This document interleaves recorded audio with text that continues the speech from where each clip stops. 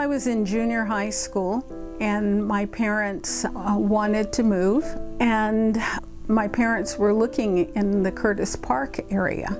My mother was a caterer, and the realtor happened to be one of her clients, and he told her, if I get you a home in Curtis Park, I won't get any more listings. I think it's a truism to say that few needs of mankind are more basic than the requirement of a roof over his head. Yet, in this basic area, we have had quite an interesting development of legal principles.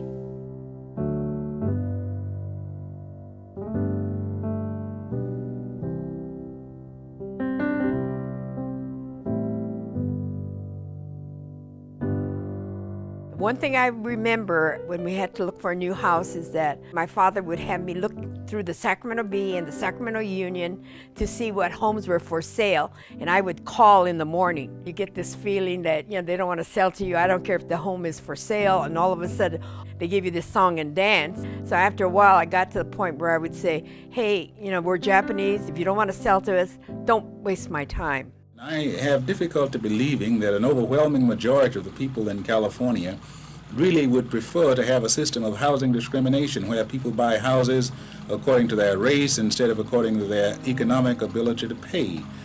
Now the question is, does a person have the right to discriminate on the basis of color, even if he is a private residence? Can I discriminate? Can I say, I don't want to sell my house to you because you're black? And this becomes the next legal debate here for how we're going into the 1960s. As a result, that was why the Rumford Fair Housing Act was proposed by Byron Rumford, who was the assemblyman from Berkeley. And so this prohibited people from discriminating on the basis of color so that anybody could buy a home anywhere they would like. This bill was designed to help people, and I'm sure there are people being helped by it, whether they're Negroes, whether they're Mexicans, or whether they're Catholics or Jews. I have no knowledge, but at least they have a question under the law, and they're asking for protection. And we have moved through the wilderness of legal segregation, and now we stand on the border of the promised land of integration. The old order is passing away. And I'm convinced as I stand before you tonight that the system of segregation is on its deathbed. It's a very nuanced legislation, and that was why the level of attention that it got, once it was passed from the California Real Estate Association, spawned the movement to overturn it. California Real Estate Association looked at fair housing legislation as an existential threat to its existence as an entity, because they relied so much on discriminatory practices that kept neighborhoods a certain way, either all white or all black. And this is when they begin this process of creating a referendum to be put on the ballot across the state to undo the Rumford Act, and that became Proposition 14. People talk about various civil rights acts that, catch your attention, like the National Civil Rights Act, the Voting Rights Act. In California, that act was Proposition 14. Blacks understood it to mean I could never buy the house I want if it was in a white neighborhood. Whites saw it to mean we could never have to sell to a black man or to a Mexican or to an Asian if I didn't want to, and I could protect my property ownership rights. It is a call for a constitutional amendment that in substance will legalize segregation. If this constitutional amendment comes into being, it will be a tragic setback, not only for California, not only for America, but for the cause of justice and for democracy, and it will be one of the great tragedies of the 20th century. It would give legal sanction to bigotry and make racial hatred a part of our Constitution. Keep California in the lead in the 20th century. Vote no on bigotry. Vote no on Proposition 14. So Prop 14 represented really California's first real test of the racial divide in this country on a political scale heretofore not seen before. And through this process, Prop 14 was successful in a blue state that was very, very democratic. I think that most of us who were in the thick of this fight on Proposition 14 from its very inception were confident that we were eventually going to win it. But I think very few of us would admit that we would win it by such a wide margin. The margin of victory for this was incredible because it was a 2-to-1 margin. It was over 60%. And even in Sacramento, it was over 60% margin of victory. I was raised in El Paso Heights, so when Prop 14 was passed, I was 14 years old. And everybody in the black community understood what that meant. For those that wanted to move into more of the middle class, they saw Prop 14 as a killer to those dreams. I think you'll see a return of the ads in the newspapers restricted. We will see a return of the exclusive neighborhoods where people will be excluded on the basis of race or color. This is inevitable. This was the purpose of it. It constitutes what we think is a clear mandate of how the population of this state feels, and we also feel as though in this, our local board and our state association, we're actually representing the majority of the people. The NAACP, whom I represent, is preparing at this present time a suit to be filed in the state Supreme Court directing the Secretary of State and the state printer not to take any action to include Proposition 14 as a part of the state constitution. Across the state, we see other folks begin to file more cases and more cases. And so all of a sudden, as these cases become, more than a handful, it becomes an issue for the state Supreme Court. Are you ready to argue again? I could argue it this afternoon. I know it like I know my alphabet. What do you think chances are that they'll make the decision you think ought to be made? I've always thought that the chances of that were very, very good. I've never felt as confident about a lawsuit in all my life as I feel about this one. So with all of these cases, the California Supreme Court makes the decision that Prop 14 was actually against the law, actually did not represent the best interest of a fully integrated state. Unfortunately, the California Real Estate Association had challenged this and took it up to the U.S. Supreme Court. The appeal of that particular case had the U.S. Supreme Court rule in favor of Colley's side of the issue. And then the Rumford Fair Housing Act became the law of the land in California, became the law of the state.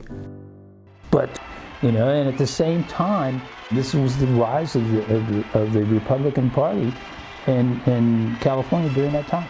And Ronald Reagan promotes this whole process of having the right to discriminate. We're doing our best now to keep the campaign promises we made last year. And one of those promises was to seek the repeal of the Rumford Act. One of man's basic rights is the right to own and dispose of his property as he sees fit.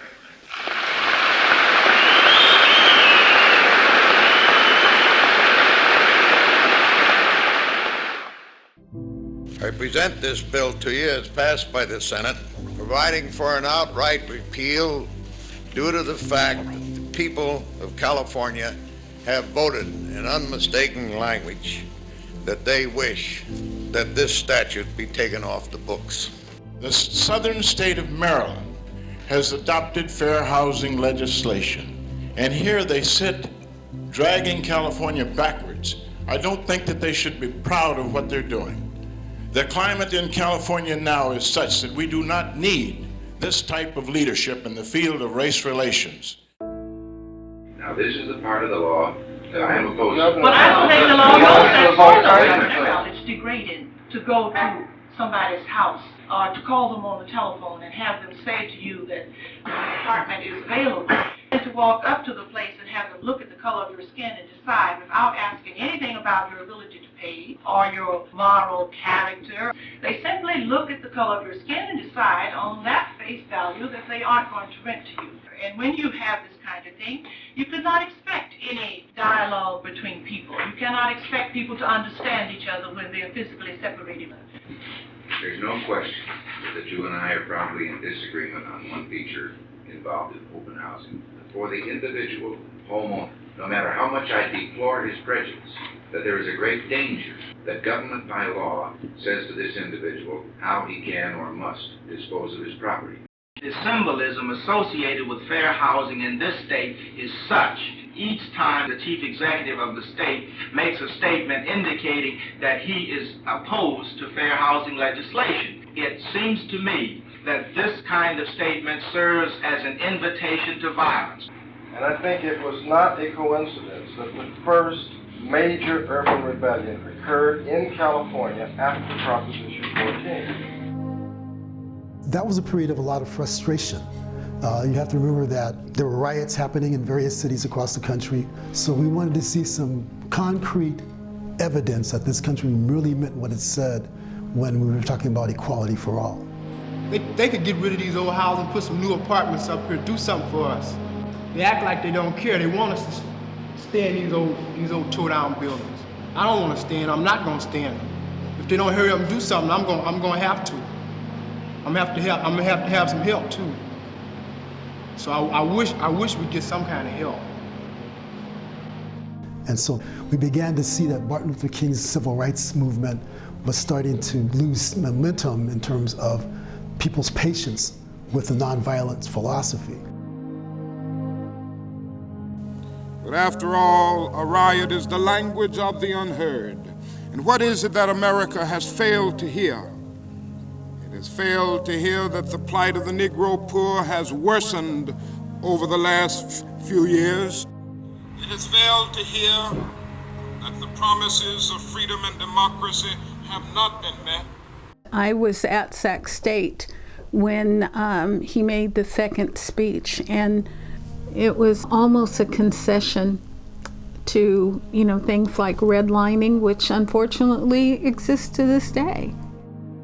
Large segments of white society are more concerned about tranquility and the status quo than about justice, humanity, and equality. It is just as necessary for the concerned person and the person of goodwill to condemn the intolerable conditions which continue to exist in our society, which cause individuals to feel that they have no other alternative but to engage in violence in order to call attention to their problem. Dr. King's death had a profound effect on the Negro community, both in Sacramento and across the nation. Here in Del Paso Heights, a predominantly Negro community in Sacramento, people were upset and they were thoughtful. Well, I was completely stunned and numbed. Even now, I feel that way. I can hear him counseling now that we should love even though they strike us down. But this is part of the price you pay for freedom, and no price is too high to be paid until total freedom comes to all men without regard to race, color, or creed.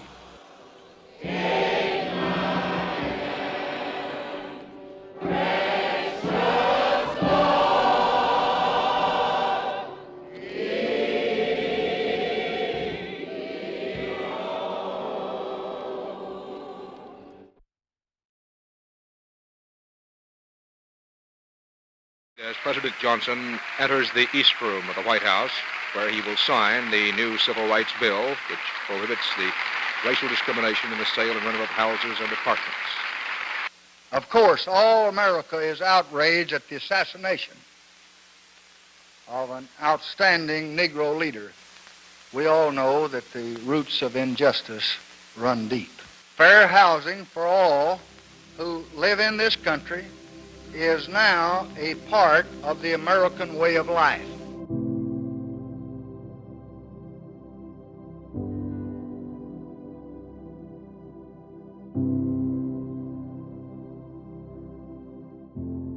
And so everything is now codified in law, that we're able to have the freedom and the right to purchase a home anywhere we want. And that's all good in paper, that's all good in writing. But the reality of the matter is people can still do that process of selecting who they want in their homes. You will see people trying to buy houses that were all of a sudden off the market. And you will see people trying to rent houses that all of a sudden that were unavailable. When he opened the door and he saw my face, he went, like, oh, she's black, So you see all of these undercover types of processes in place? I went to work for IBM. The building was at Capitol Mall at that time. And one day I left work and decided to walk down In Street where there were numerous apartment buildings at the time. I stopped at every building that had a for rent sign. People were very courteous and told me, "Dear, I'm so sorry, we just rented the apartment. I'm actually fixing something for the young lady that's coming back." Others would just say, "Well, I'm sorry, the apartment isn't available." There were probably 12 of them that I stopped at, but none had anything that was available to me. It is very subtle sometimes.